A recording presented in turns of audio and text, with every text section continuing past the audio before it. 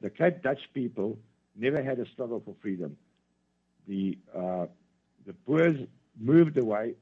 When the Boers came, as the immigrants came out to South Africa, the Boers were mainly made up of Germans. But in Europe, there was the Catholics were prosecuting the Protestants 150 years before the Boers, or even before Van Riebeeck came here and started up his little McDonald's down in Cape Town. That's what I call it, the Kentucky Fried Chicken or something.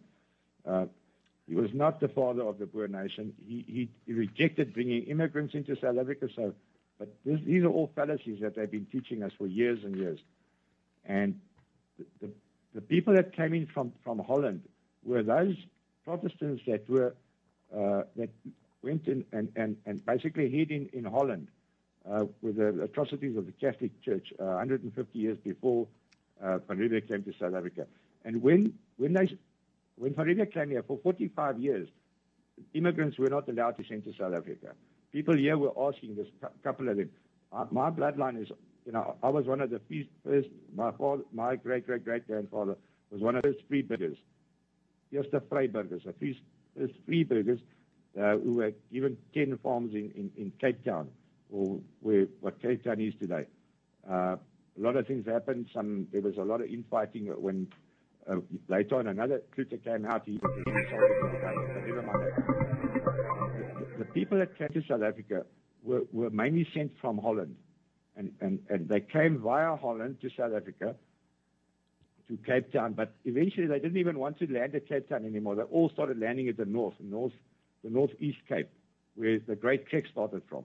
And this is where the Boers basically there's a tremendous German settlements in that, because the Boers were mainly Germans that were taken out of Holland, and the Dutch said, let's get rid of the Germans, and they sent them down here. And the language we spoke was a High Dutch, which was actually originated from Plattdeutsch, from the lowlands of Germany, which is just to the east of Holland. And so there's so many things that is wrong and that we don't know.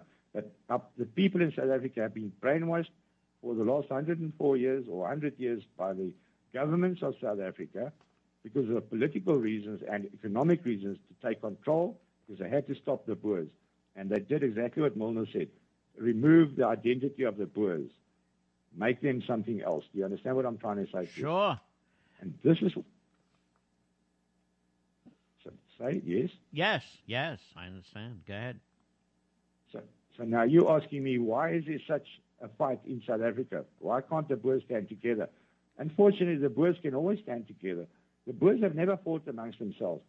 The problem in South Africa is because the Afrikaner and the Boer cannot stand together. The Afrikaner is a dominant factor. The Afrikaners are the ones that are the liberal ones. The Afrikaners are the ones that have never wanted freedom, really. Right? Never in the history. From Van Riebeeck's time, they never wanted freedom. I know that they are the Cape Dutch, the way I see them. That is the way you can look at them. Because as General Butler said, there are British in this yet the southern tip of Africa, there are Cape Dutch, and there are Boers. And these three white groups are not supposed to live together. Why do we want to go and take the Boers' countries? They're two republics. Because Britain wants their diamonds and their gold. You understand? Sure. But then after 1902, and then after 1910, after 1930s, slowly but surely, the people in control, they started changing the terminology, and they started teaching people that you are actually an Afrikaner.